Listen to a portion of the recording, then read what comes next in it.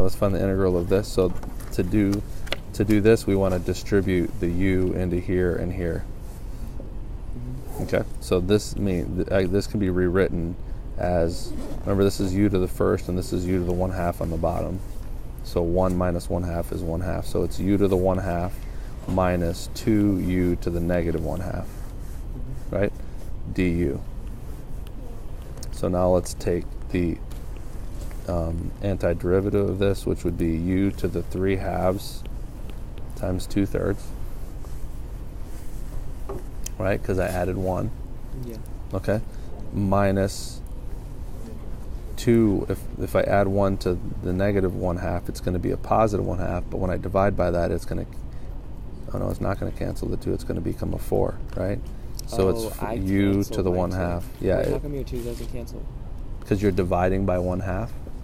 Dividing by 1/2 is the same thing as multiplying by 2. Well, and then I have to go from 1 to 4 for that one.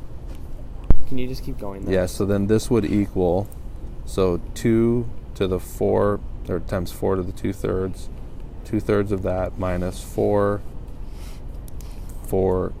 to the 1/2, minus, and I put this one in parentheses, now I'm plugging 1 in here.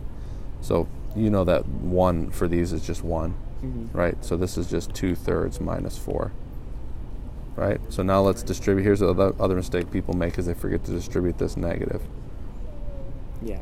Okay, so this thing would simplify to the 1/2 power is 2 cubed is 8. So this is 8. 8 times 2 is 16/3 minus 4 times this is 2. 4 times 2 is 8.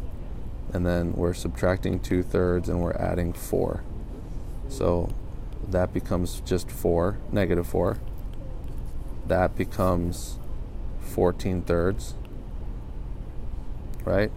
4 is the same as 12/3, right? So 14/3 minus 12/3 is 2/3. There's your answer.